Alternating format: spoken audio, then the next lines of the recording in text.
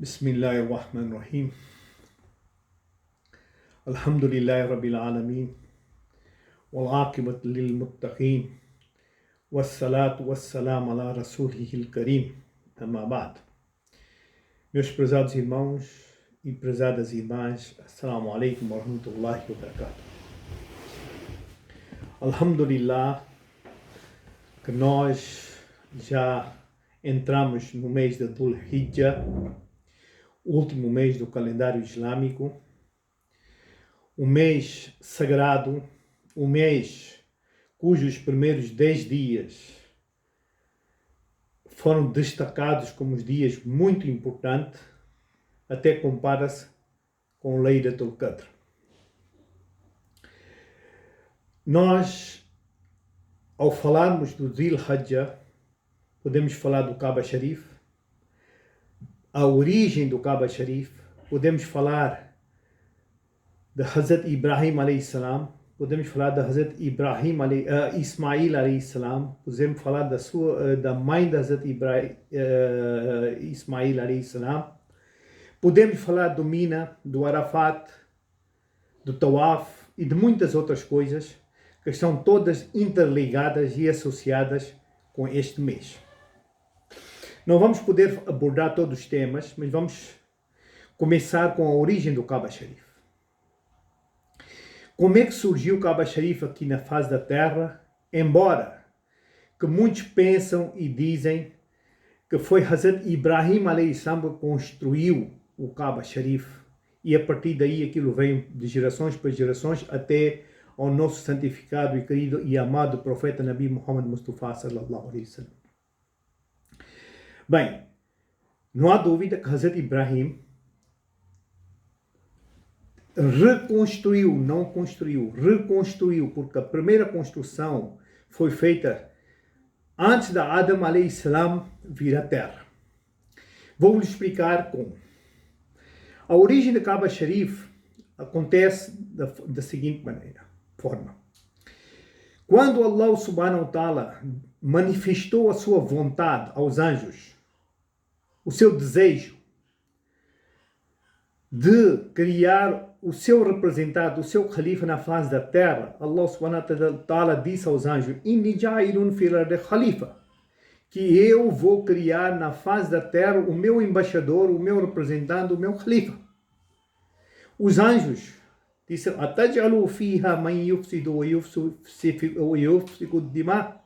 E Allah, o meu Criador, tu vais criar na face da terra aquelas criaturas que vão se guerrear-se entre elas e vão derramar o sangue.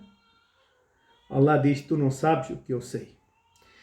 E eles, como são anjos de obediência, anjos que não podem reclamar nem podem dizer nada, eles ficaram calados e Allah subhanahu wa ta'ala procedeu com a criação de Adam a.s. Após a criação de Adam a.s., Allah subhanahu wa ta'ala ensina ao Adam a.s. Allama Adama asma kullaha, ensinou ao Adam a.s., deu conhecimento de tudo quanto Allah criou entre a terra e o céu, dos planetas, do sol, da lua, da terra, da vida marítima, da vida terrestre, dos animais, dos seres humanos, de tudo, com a sua composição, a sua teoria, os seus princípios, inclusive os princípios do Sharia, do Islã. Ensinou tudo a Adam a.s. Em seguida, ele chama os anjos e diz aos anjos: comparem vosso conhecimento com o conhecimento da Adam a.s., dessa criatura, a quem vocês disseram que iam derramar sangue por aí fora. Os anjos não conseguiram comparar e logo disseram para Allah subhanahu: Subhanaka la ilma lana illa ma allamtana. Louvado, glorificado seja Allah, meu Criador, Allah. Não temos conhecimento nenhum senão aquilo que tu nos ensinaste. E o que é que Allah ensinou aos anjos? Adorar e cumprir as ordens de Allah subhanahu wa ta'ala sem reclamar. É a única coisa que os anjos, a única tarefa e a função dos anjos. Enquanto Adam salam tinha todo o conhecimento científico, teológico, econômico e tudo quanto Allah Ta'ala pôs na face da terra. Tinha esse todo conhecimento. Então, os anjos, quando viram e renderam a homenagem ao Adam salam, Allah subhanahu wa ta'ala disse, façam sajda ao Adam salam. Meus irmãos, nós quando falamos de fazer sajda, logo dissemos sajda é só para Allah subhanahu wa ta'ala. Só que aqui esse sajda é diferente. Há um sajda de adoração que é somente para Allah subhanahu wa ta'ala. Esse sajda não é de adoração, é um sajda de obediência, é um sajda de reconhecimento, é um sajda de respeito. Foi esse sajda que os anjos fizeram a Adam salam, e depois de fazer esse sajda, eles sentiram-se tão agradecidos para Allah subhanahu wa ta'ala, foram imediatamente ao Baitul Ma'mur e começaram a fazer tawaf, ou seja, circunambulação, assim como nós fizemos quando vamos para Umrah ou para Hajj, à volta do Kaaba Sharif. Mas lá em cima, no Baitul Ma'mur, fazer circunambulação. O que é Baitul Ma'mur? Baitul Ma'mur é a casa de Allah subhanahu wa ta'ala, que fica na fronteira, na margem, por baixo do trono de Allah subhanahu wa ta'ala, onde na noite do Miraj, quando Jibreel alayhi salam, juntamente com o Nabi Muhammad sallallahu alayhi wasallam, com aquele seu meio de transporte Buraq, chegaram ao Baitul Ma'mur, o Jibreel alayhi salam parou e disse, Ya Rasulullah, este é o meu limite. Eu daqui para diante não posso viajar, nem posso atravessar essa fronteira, porque se eu atrever-me, vão me virar em cinza. E Rasulullah teve que empreender essa viagem sozinho. Bem, não vamos falar sobre isso, mas pelo menos é aquele limite no Baitul Ma'mur. E o que aconteceu no Baitul Ma'mur? Allah subhanahu wa ta'ala, na 15ª noite do Shaban, que é conhecido por Laylatul Mubaraka, Shab Berat, Allah subhanahu wa ta'ala, nessa noite, revelou o Sagrado Corão na íntegra, da capa a capa, todo o Alcorão para Baitul Ma'mur. Por que revelou lá? Porque o Jibreel não tem acesso de chegar até o trono de Allah para levar os versículos gradualmente, mas tem acesso de chegar até Baitul Ma'mur, o arcanjo Jibreel alayhi salam. Então, revela na 10ª noite do Shaban para Baitul Ma'mur, e a partir da Laylatul Qadr, no mês do Ramadã, no mês seguinte do Ramadã, o Jibreel foi levando versículos por versículos gradualmente do Baitul Ma'mur, conforme a ordem de Allah subhanahu wa ta'ala, até o nosso Nabi Muhammad sallallahu alayhi wa sallam, até completar o Corão inteiro em 23 anos. Este é o Baitul Ma'mur. É a casa de Allah que está na fronteira entre essa fronteira e o trono de lá. E os anjos fizeram circunambulação, o tawaf, à volta dessa casa. Tantos anjos que faziam que não havia espaço para mais.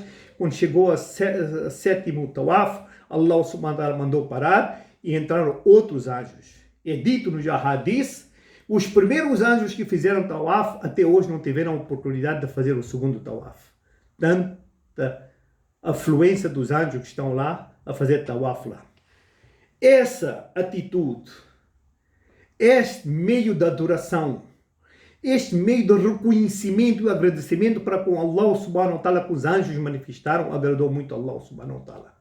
Só Allah subhanahu wa ta'ala disse aos anjos, vá à terra e precisamente por baixo do Baitul Ma'mur construa a minha casa, que é o Kaabatullah, Kaaba Sharif. Construam a minha casa. Meus irmãos, é de frisar que esse Kaaba Sharif e o Baitul Ma'mur estão no centro do universo. Hoje a ciência já prova isso e já fala nisso. O centro do Kaaba Sharif é o centro do universo. E os anjos vieram, construíram esse Kaaba Sharif antes de Adam alayhi salam vir à terra, ser mandado para a terra. Então Allah subhanahu wa ta'ala diz, se as minhas criaturas, quando as minhas criaturas tiverem algum problema, quando quiserem manifestar a sua satisfação, a sua alegria, o seu agradecimento, eles também vão fazer essa circunambulação, este tawaf à volta do Kaaba Sharif, aqui na terra, assim como os anjos fazem lá em cima. Allah diz, é por isso que eu criei o Kaaba Sharif, para que as minhas criaturas,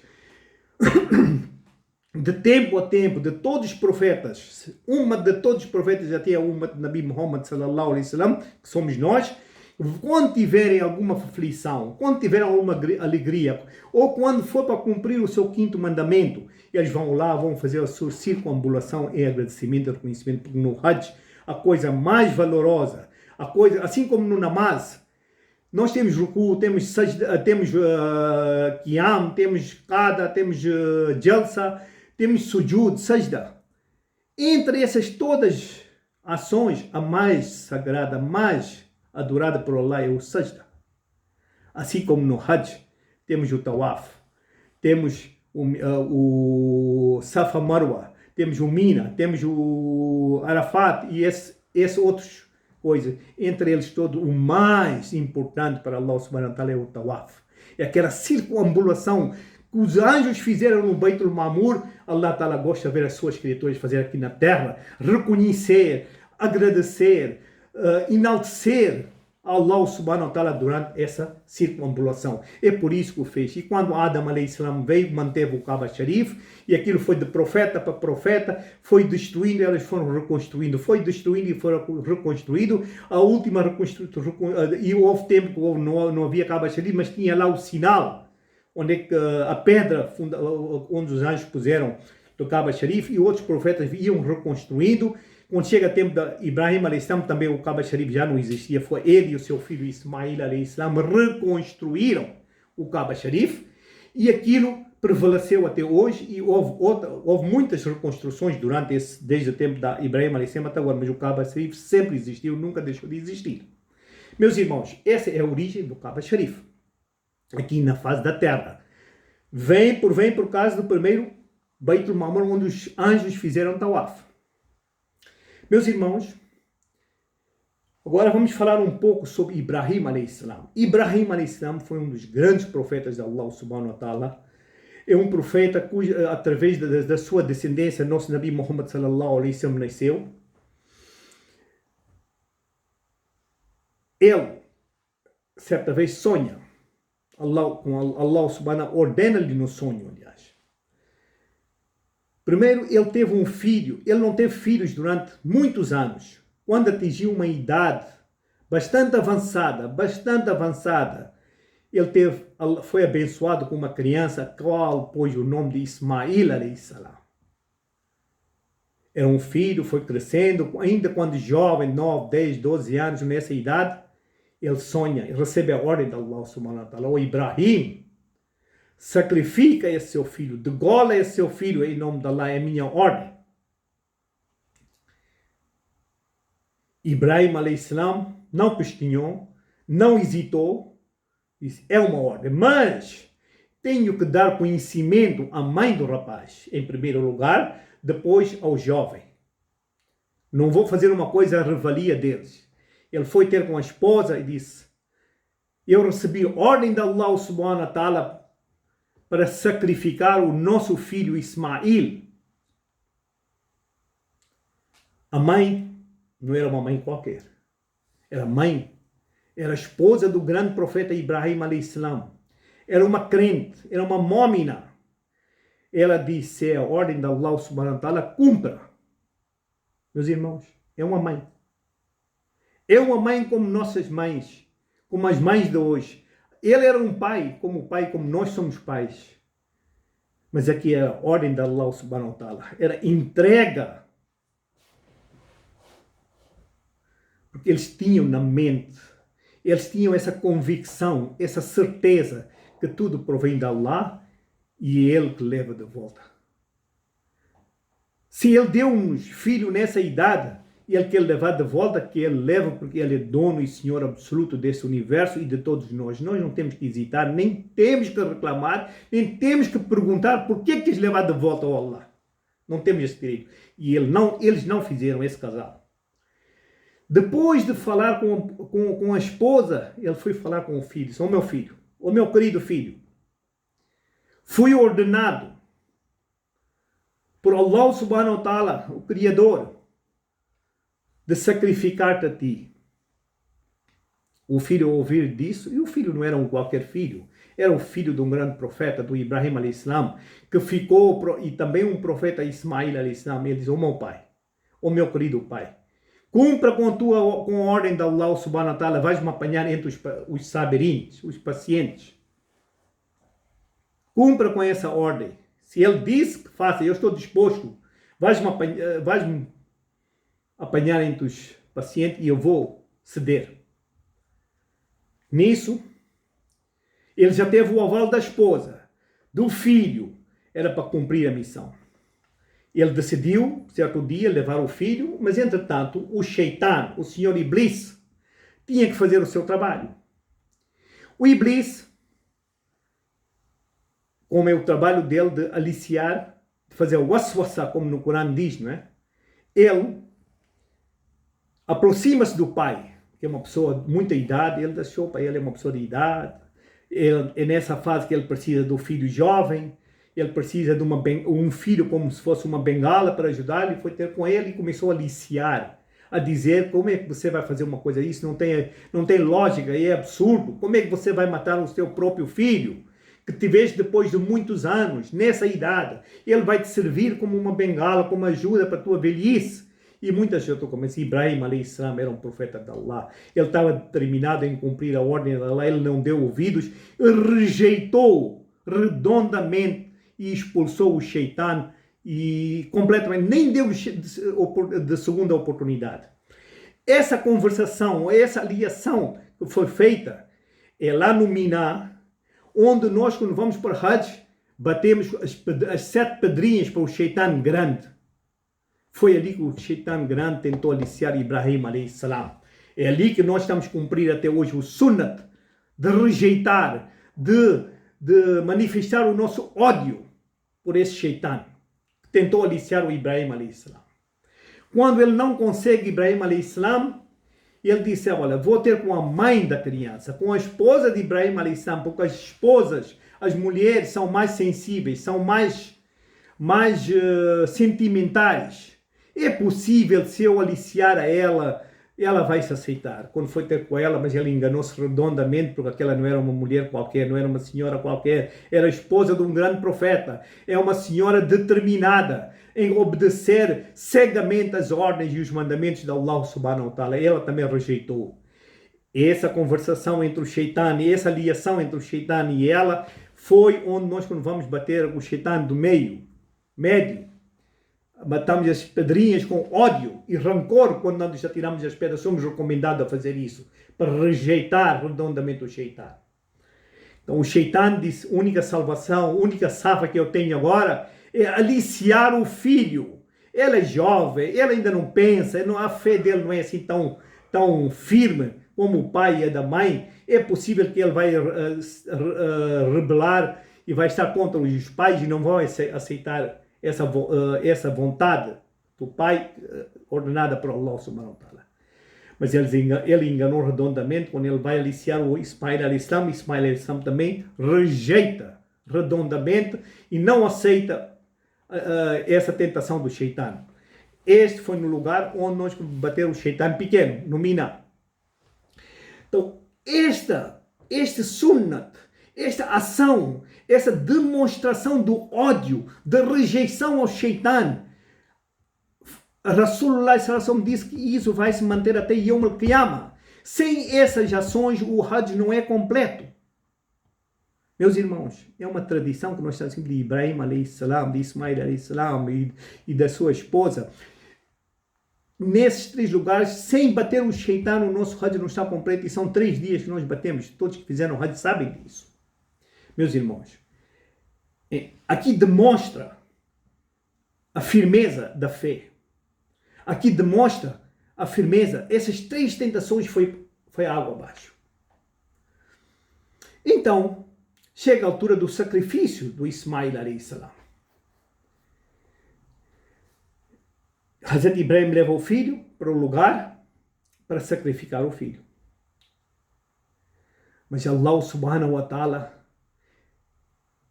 não ia permitir que ele degolasse o seu querido filho, um futuro profeta Ismael alayhi salam. Aquilo era um teste que Allah subhanahu wa ta'ala fez. E ele mandou o anjo para substituir o filho por uma ovelha, por um animal. E quando Ibrahim e Ismael alayhi salam deram por ela, é quando fizeram o takbir, ambos em conjunto. O takbir que nós rezamos 3 dias do Eid al-Adha. É quando a vida de Ismael foi poupada e foi substituída por um animal. Meus irmãos, essa foi o sunnah de Ibrahim alayhi salam e Ismael alayhi salam, que o Nabi sallallahu alayhi salam, quando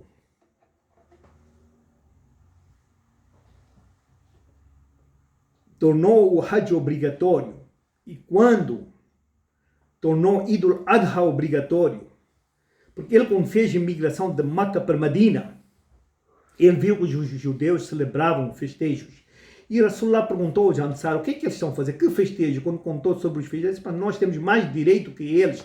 Nós vamos festejar o Eid al-Fitr, que é em honra do fim do Ramadã, celebrar os 30 dias de jejum que nós fizemos, e vamos celebrar com o Eid al-Fitr.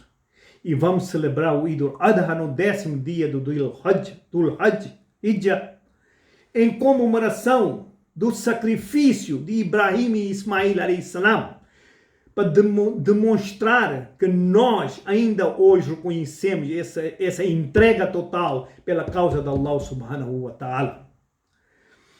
E ele ordenou que cada membro da família que degolasse um animal, um cabrito ou uma ovelha, por pessoa, se for um animal grande como o boi, camelo ou búfalo doméstico, por cada animal é 7 unidades de pessoas. São 7 pessoas que podem fazer o qurbani em um animal grande e não ovelha. Há quem diga que basta decolar um cabrito, serve para toda a família, nem que essa família tem 10 agregados familiares, 5 ou 6. Um cabrito, uma ovelha representa toda a família. Meus irmãos, nós no fiqh não é isso que aprendemos, é por cada agregado familiar, por cada membro da família. Se punhamos numa família, num casal, tiveram 3, 4 filhos, e no dia de Eid ou no dia seguinte de Eid nasce mais uma nova criança, essa criança também tem que ser sacrificado um animal para esse recém-nascido também. Porque o qurbani é obrigatório somente para aqueles que são sahibun nisab. O que é sahibun nisab? Sahibun nisab são aquelas pessoas que têm o mínimo, que têm a possibilidade, que têm a obrigação de pagar o zakat. Têm obrigação de pagar o zakat. Então, se eles têm a obrigação de pagar o zakat, é porque têm poderes financeiros. Então, para essas pessoas, o qurbani é obrigatório. Tem que fazer esse qurbani. E essa carne de qurbani que é degolada é dividida em 3 partes. 1/3 para si, 1/3 para amigos e familiares e 1/3 para os pobres, necessitados. Entretanto, se ele achar que deve dar toda a carne ou tirar uma parte para si, nem que seja menos que 1/3, e o resto dar aos pobres, também é uma boa ação, porque nós sabemos que há muita pobreza, há muitos muçulmanos que parece que durante o ano nem carne comem. Então, se nós darmos isso, é um grande sawab também. Então, meus irmãos, este é o sacrifício que nós devemos fazer, que o Rasulullah sallallahu alaihi wasallam tornou obrigatório até Yawm al-Qiyamah, para seguirmos o sunnat de Ibrahim alayhi salam e Ismael alayhi salam. Qual é a filosofia do sacrifício? Será que Allah precisa da carne do animal? Será que Allah precisa do sangue? O Corão claramente diz que Allah não precisa nem de sangue, nem de coisa. Allah quer a sua entrega, a sua voluntariedade, assim como Ibrahim a.s., Ismael a.s., eles entregaram a ordem a Allah e aceitaram cegamente a ordem que Allah deu. Não questionaram que era uma vida humana, era uma criança ou era meu futuro, nada disso. Allah, tu ordenaste, eu tenho que cumprir. Então, a filosofia do sacrifício, a filosofia do Qurbani, é para nós reconhecermos e implantarmos na nossa vida que nós devemos seguir fielmente e cegamente o que Allah nos determinou. E o que Allah determinou está patente no Sagrado Alcorão, nos Ahadith e na vida do nosso Nabi Muhammad Mustafa sallallahu alaihi wasallam. É só nós compreendermos o Corão, o Hadith, que é a vida do nosso Nabi, porque a vida do nosso Nabi é o Corão em prática. Certa vez, alguém questionou a Bibi Aisha algumas coisas sobre a vida do nosso Nabi, e ela só disse: não leste o Corão? Sim, eu li. Então, o que está no Corão é aquilo que era a vida do profeta, tanto dentro da casa como fora da casa. Meus irmãos, é esta falta que nós temos, essa determinação. Nós, hoje, infelizmente, somos muçulmanos, estamos a seguir o Islã, mas nós estamos a seguir, aparentemente, nós estamos a seguir na íntegra, procurando o que é que diz. Quem é o verdadeiro crente? Quem é o verdadeiro fiel seguidor de Allah subhanahu wa ta'ala? O Corão diz claramente: يَبْتَغُونَ فَضْلًا مِنَ اللَّهِ وَرِضْوَانًا. Aquele que está na busca da graça e da satisfação de Allah subhanahu wa ta'ala constantemente. A sua vida está dedicada em fazer todas as ações que agradem a Allah subhanahu wa ta'ala, que satisfazem a vontade de Allah subhanahu wa ta'ala, e nada que seja contra a vontade de Allah subhanahu wa ta'ala. O seu caminhar, o seu andar, o seu dormir é para agradar a Allah subhanahu wa ta'ala. O seu comer é para agradar a Allah subhanahu wa ta'ala.